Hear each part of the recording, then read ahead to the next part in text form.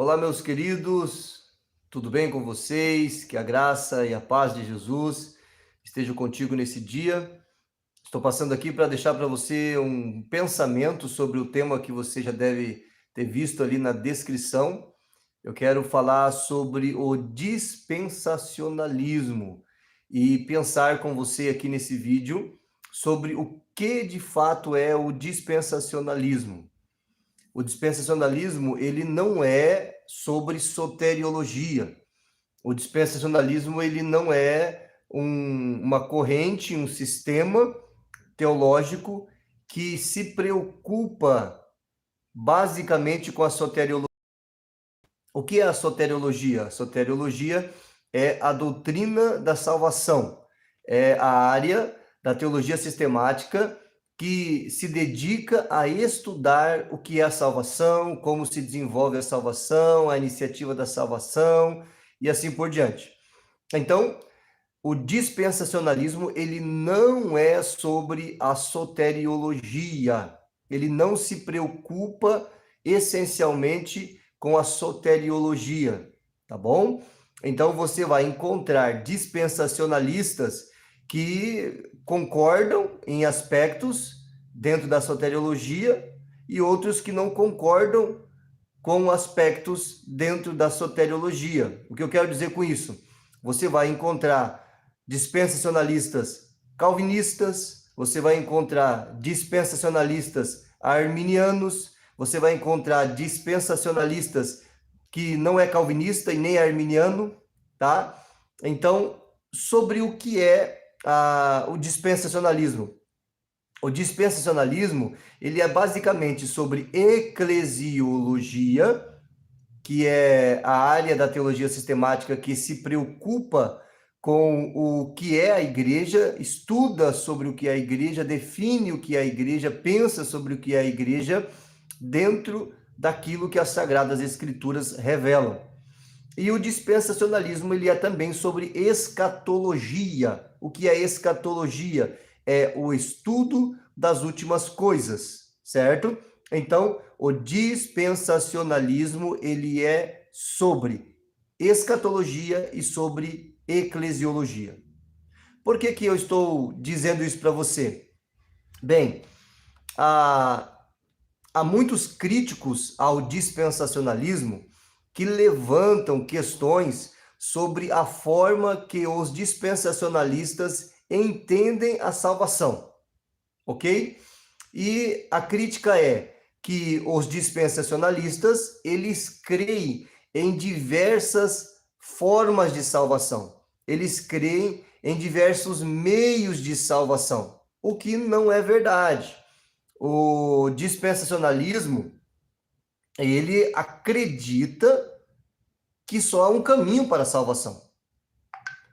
A mesma crença da teologia ortodoxa, certo? Então, para o dispensacionalista, há só um caminho de salvação. E esse caminho de salvação é Jesus Cristo. Tanto no Antigo, a salvação sempre foi pela fé na obra de Deus, no plano de Deus. A salvação sempre foi pela fé naquilo que Deus faria para salvar o homem. Algumas pessoas perguntam como as pessoas eram salvas no Antigo Testamento e já respondem pela obediência à lei? Não, ninguém nunca foi salvo pela obediência à lei. Você vai entender qual é o propósito da lei quando você lê a carta aos Gálatas. O propósito da lei era mostrar o pecado. O propósito da lei era mostrar a impossibilidade de ser salvo pela obra humana, pela obediência humana a ritos, preceitos, mandamentos ou qualquer outro sistema que seja. A lei, ela serve para mostrar o quão grave é o nosso pecado. A lei serve de condutor até Cristo. A lei me leva a Cristo. A lei me mostra a necessidade de ter um Salvador, porque eu não posso me salvar, eu preciso de um Salvador. Então eu creio em Jesus e eu nasço de novo, sou regenerado, recebo uma nova vida espiritual e então eu passo a ver o mundo de outra forma, a contemplar o mundo de outra forma, a desejar obedecer a Deus. Antes eu não desejava, antes eu não queria, antes eu não queria saber de Deus. Eu vivia segundo o curso deste mundo. Mas agora, salvo, regenerado, a lei ela é gravada na tábua do meu coração. E então eu passo a desejar o que eu não desejava, que é obedecer a Deus. Tá certo? Então, para o dispensacionalista, a salvação é pela fé sempre. Desde Adão até o último homem, a salvação sempre será pela fé. Os críticos ao dispensacionalismo, eles usam a crença que o dispensacionalista tem nas dispensações, que basicamente são 7, e isso varia bastante dispensacionalista para dispensacionalista, porque alguns vão dar ênfase às dispensações. São 7, são 5, são 3. Na verdade, não interessa quantas dispensações são. Por quê? Porque o dispensacionalismo, ele não é apenas a crença em dispensações, é muito mais do que isso. O dispensacionalismo, ele vai dirigir, ele vai conduzir a sua eclesiologia e a sua escatologia. Por quê? Porque o dispensacionalista, ele crê que a igreja é um mistério de Deus, revelado apenas no Novo Testamento. O dispensacionalista, ele crê que a igreja foi revelada aos apóstolos, que a igreja foi revelada aos profetas do Novo Testamento, aos profetas e apóstolos do Novo Testamento. A igreja, ela estava escondidinha lá no Antigo Testamento. Não é que Deus resolveu, criar a igreja de repente do nada no Novo Testamento. Não é isso. Já estava nos planos de Deus, mas porém ele não revelou. É por isso que na 70ª semana de Daniel, lá no capítulo 9, a partir do versículo 23, 24, 25, ali de Daniel 9, a igreja não aparece, porque a igreja não foi revelada no Antigo Testamento. Os críticos à compreensão dispensacionalista das 70 semanas de Daniel dizem que não existe parênteses, não existe a dispensação da igreja. O parêntese é quando a dispensação da graça se inicia em Atos 2, com a descida do Espírito Santo, e quando o parêntese se fechará no arrebatamento da igreja. É isso que eu quero dizer por parênteses. A era da igreja, a dispensação da igreja, a dispensação da graça, são sinônimos, tá? Então, os críticos ao dispensacionalismo e à compreensão dispensacionalista da 70ª semana de Daniel é que a igreja não aparece ali. Ontem eu estava falando com alguém aqui no meu canal, em uma live, e estávamos falando sobre esse assunto. Então, a igreja não aparece. A igreja, ela é revelada aos profetas e apóstolos do Novo Testamento. É por isso que nós não temos doutrina eclesiológica no Antigo Testamento, entenda isso. Não há doutrina eclesiológica no Antigo Testamento. Então vamos jogar o Antigo Testamento fora? É claro que não, não seja ignorante. Não é disso que eu estou falando. Não podemos ir para extremos, para polos. Eu estou dizendo que a doutrina para a igreja está revelada no Novo Testamento. Então a doutrina da igreja, ela é neotestamentária, ou seja, é do Novo Testamento.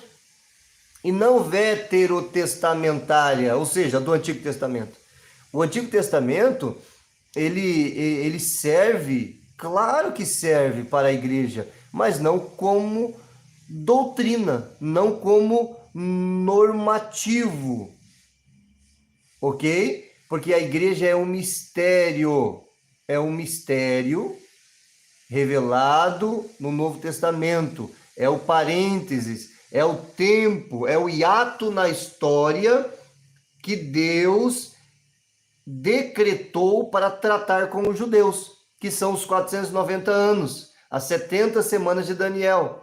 E quando Jesus ele veio, quando ele entrou em Jerusalém, era exatamente a semana 69, 483 anos.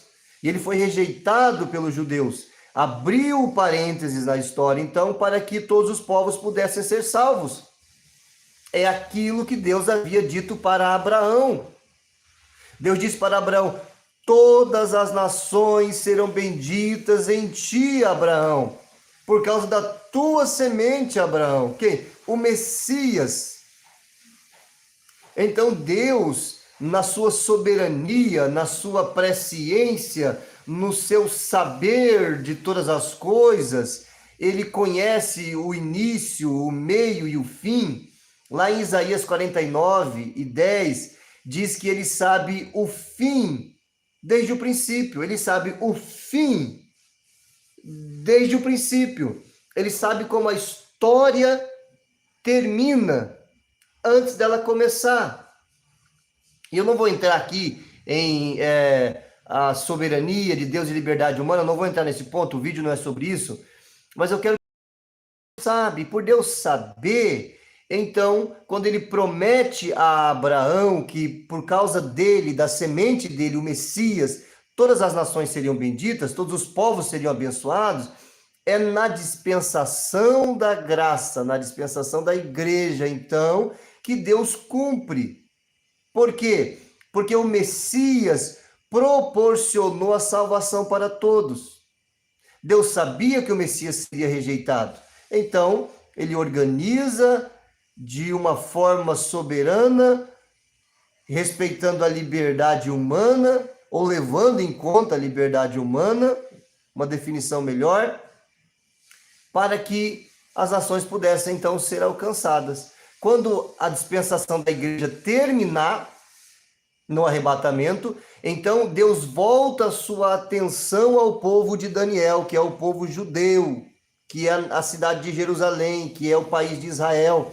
Então inicia-se a 70 ou a 70ª semana, a semana de número 70, que é o período de 7 anos da tribulação, 3 anos e meio, mais 3 anos e meio. Ok? Então, dispensacionalismo é sobre eclesiologia.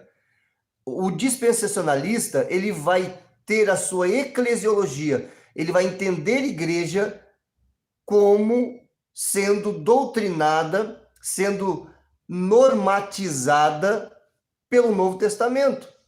Então, a igreja, ela não guarda o sábado, ela não tem nenhuma ordenança para guardar dias. Paulo vai falar sobre isso. A igreja não tem nenhuma ordenança para ser circuncidado. Aí vão dizer os aliancistas, ou os da teologia do pacto, que a igreja substituiu Israel, então a igreja tem que se circuncidar, mas a circuncisão foi substituída pelo batismo infantil. Você está me entendendo? Aí há o batismo infantil, então, dentro da teologia do pacto, dentro dos aliancistas. Eles vão dizer que a igreja, ela tem que guardar um dia e o domingo substituir o sábado. Onde é que está escrito que o domingo substitui o sábado? Tá, mas e aonde que está escrito que o batismo infantil substituiu a circuncisão? A questão é, a igreja, ela não é Israel. A igreja não é Israel, então nós não temos que guardar nem sábado nem domingo, não temos dias para guardar. O Jesus é o nosso sábado, Jesus é o nosso descanso. Você está me entendendo? Você consegue compreender isso? Eu não tenho que ser circuncidado e nem que batizar criança. O batismo é para quem creu em Jesus e se arrependeu dos seus pecados. Então, o batismo é a profissão pública de fé, é a declaração de que eu sou discípulo de Jesus, de que eu concordo com Jesus, de que eu sou salvo em Jesus, de que eu me familiarizo com Jesus, eu tenho algo em comum com Jesus. É isso que significa o batismo. Então, o dispensacionalismo, ele me faz entender o que é a igreja. Então, o dispensacionalismo, ele é sobre eclesiologia. Na minha eclesiologia dispensacionalista, todos somos sacerdotes. O sacerdócio universal dos santos é o que Pedro fala, todos nós temos acesso a Deus. Na teologia aliancista, ou a teologia do pacto, somente o pastor pode batizar, somente o pastor pode celebrar a ceia, Somente o pastor pode fazer um casamento. Por quê? Porque o pastor é o sacerdote.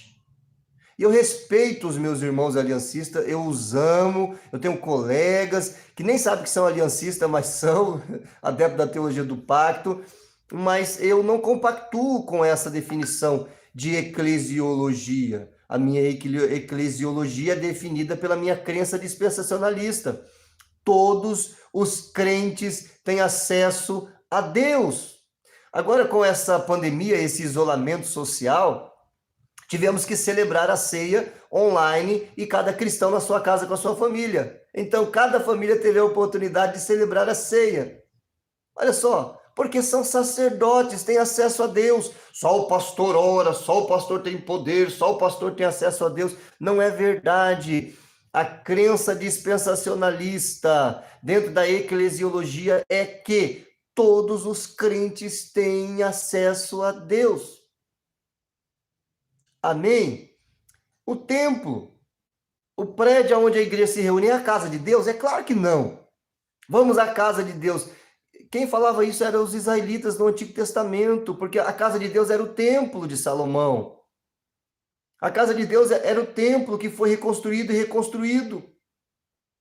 Foi destruído por Nabucodonosor, foi reconstruído depois por Neemias e Esdras ali, quando voltaram para Israel, para Jerusalém, especificamente reconstruído ali por Esdras e pelas pessoas que voltaram ali com aquele grupo, que voltaram do exílio.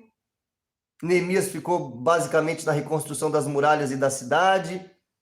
Depois, esse templo ele foi reformado e ampliado por Herodes o Grande. Foi o templo que Jesus conheceu, foi o templo que Jesus foi apresentado, na verdade, apresentado com 8 dias de nascido, como era o costume dos judeus, e foi circuncidado também, porque Jesus é um judeu, é um israelita. E esse templo foi destruído no ano 70 depois de Cristo, e depois esse templo não foi mais reconstruído. Quando o israelita diz que vai à casa de Deus, é nesse templo que ele está falando. Nós não temos templo. A casa de Deus, no Novo Testamento, sou eu, nós somos a casa de Deus. É por isso que Jesus diz, Mateus 18:20, aonde estiver 2 ou 3 reunidos no meu nome, ali eu estou no meio deles. Não tem templo, não tem altar, não tem arca da aliança, não tem candelabro, não tem mesa dos pães, não tem altar do holocausto. A igreja é o povo chamado para fora, eclésia é o povo chamado para fora.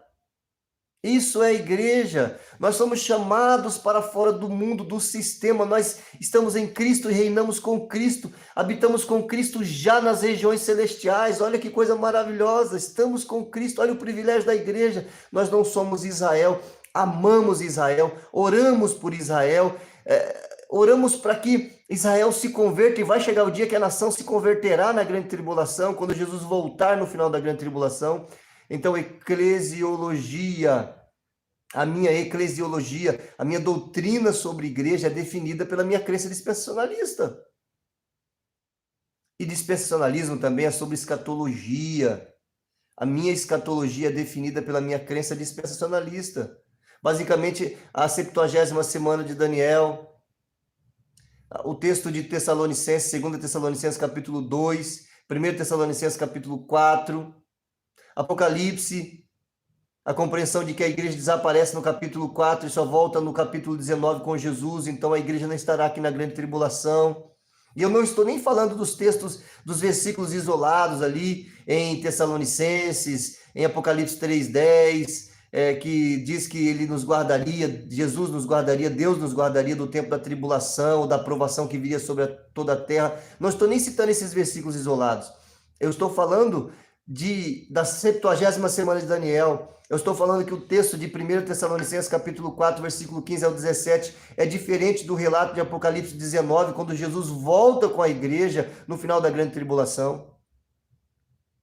Então, o dispensacionalismo é sobre eclesiologia e escatologia. O dispensacionalista que conhece dispensacionalismo, ele não é aliancista na sua eclesiologia. Ele entende que ele não é Israel. Ele entende que a igreja não é a casa de Deus. Ele entende que nós não temos dia para guardar. Jesus é o nosso descanso. Não guardamos nem sábado, nem domingo. Quem guarda, amém. Quem não guarda, amém. Não critica quem guarda. E quem guarda não critica quem não guarda. É isso que Paulo está falando nas suas epístolas. Nós somos igreja, nós estamos fora do sistema, nós somos um povo dentro desse ato, desse tempo, onde Deus vira, de certa forma, a sua atenção para as nações e deixa Israel ali quietinho. E depois que a igreja, que é formada por todas as nações que creram em Jesus, os povos em todos os lugares do mundo que creram em Jesus, depois que for arrebatado, então Deus volta a sua atenção para Israel novamente, para levar Israel ao arrependimento. Amém, querido? Então é sobre isso que eu queria falar com você.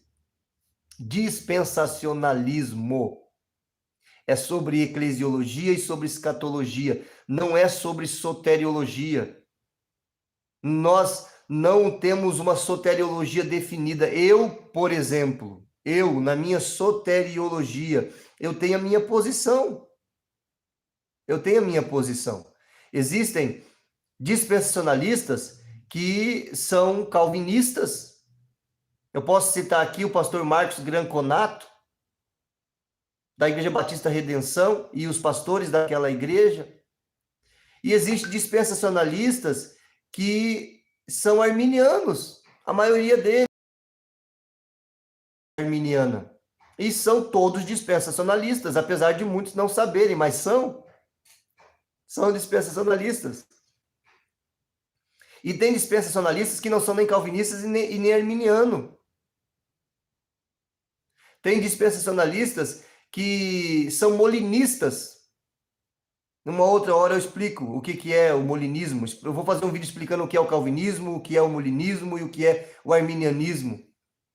E existem dispensacionalistas que não têm uma eclesiologia definida. Porque o calvinismo é sobre eclesiologia, o calvinismo é sobre soteriologia, tá? O arminianismo é sobre soteriologia, o molinismo é sobre soteriologia. Então existem dispensacionalistas que são calvinistas, que são molinistas e que são arminianos. E existem dispensacionalistas que não têm nenhuma definição soteriológica de sistemas montados, mas tem a sua crença apenas dentro dos textos bíblicos, sem nenhum vínculo a sistemas soteriológicos, que seria o calvinismo, arminianismo e molinismo. Para terminar, dispensacionalismo não é sobre soteriologia, é sobre eclesiologia e escatologia. Tá bom, meu querido? Que Deus te abençoe, que você tenha um excelente dia. Peço para você que gostou desse vídeo, deixe seu like, se inscreva no canal, me ajude aí compartilhando esse vídeo com seus amigos para que o nosso canal possa alcançar mais pessoas. Que Deus te abençoe e que a graça e a paz de Jesus esteja com você.